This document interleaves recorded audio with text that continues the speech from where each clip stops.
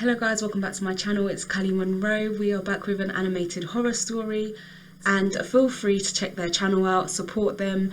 I would love to be able also, if you guys haven't seen any of these already, that you guys head over to their channels and show them some love, because these people are really doing some great content, and I think that it would be really cool if we could just show some support. Not that they may need it or not, but just anyway. Let's jump into this video. It's called True Online Dating Horror Story, and fingers crossed it's a good one. It's never a good one when we watch it. I mean, in terms of horror.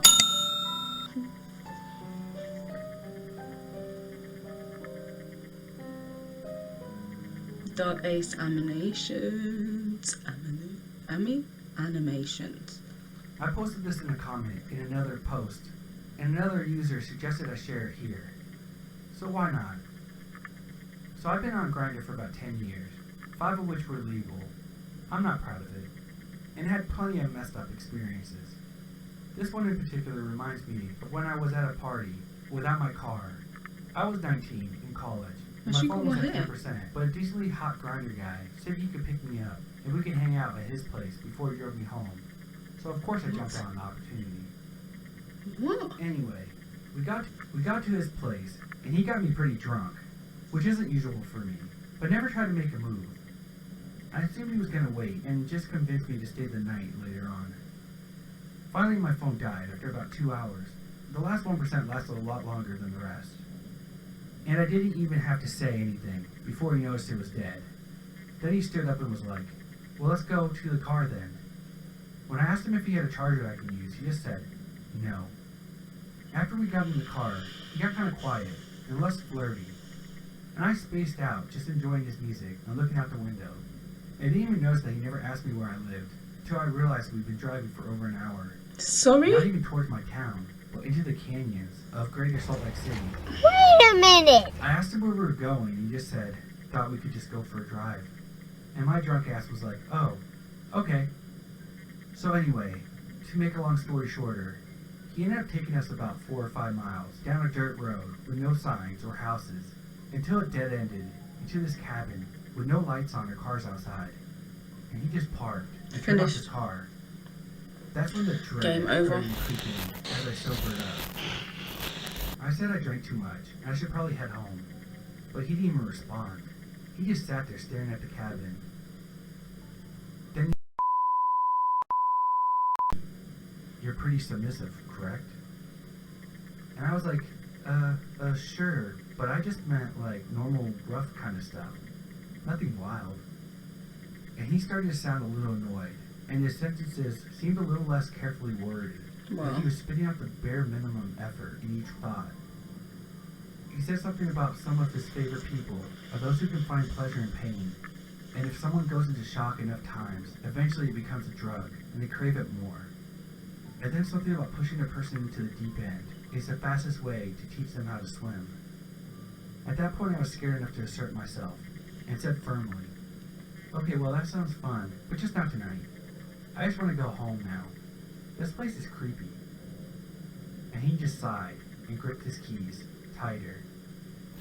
Then right as I glanced at his phone sitting in the cup holder, right before it occurred to me to grab it, he snatches it up so fast and held it in his left hand, kind of like behind his head, making it clear that I wasn't going to go near it. What? I made this kind of, "What?" sound, and he just gave me this almost, "I'm proud of you, son," half smile, like dads do when they pat your shoulder or something. It was quiet, and he kept looking me up and down for a minute or so. Oh yeah, he's a Then got a little weirdo. bit more gruff and said, "Let's go inside. I have these friends you'll really like once you meet them. You'll feel a lot better," or something to that extent. Wow. But he wasn't even trying to sound Wow. or comforting, like he had been doing so well earlier that night. Finally, I lied and spoke up a bit and told him, "I told my roommates and my friends I was meeting up with you before you picked me up. I sent screenshots of your face and some on the convo. They're gonna freak out if I don't charge my phone and reply to them in the next few hours."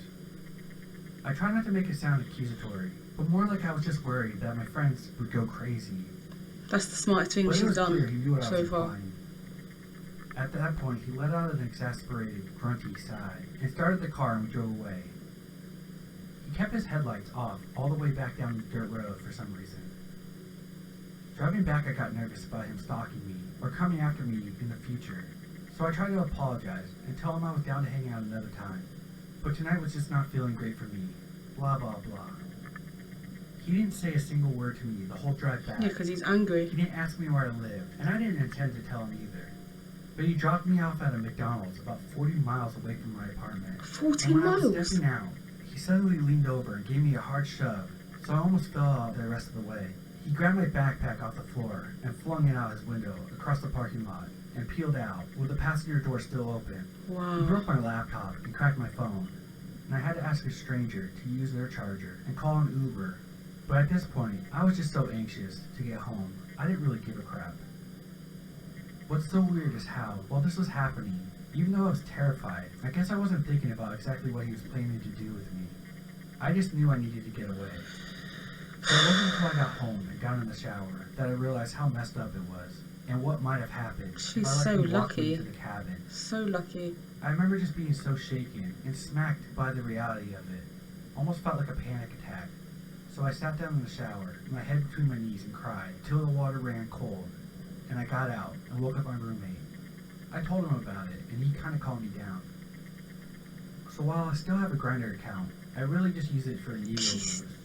I'm reluctant to meet up with anyone from it now. Anyway, girls and guys, I suppose the moral of the story is, we gotta be careful. Delete your account, that's the moral of the story? Oh my goodness me. God, that was quite a good one. And it says it's true. I just don't understand. Please, like, ladies and men, children, old people, always try and remember your safety is so important. No matter what you think that you're in control of, no matter if you've been there before.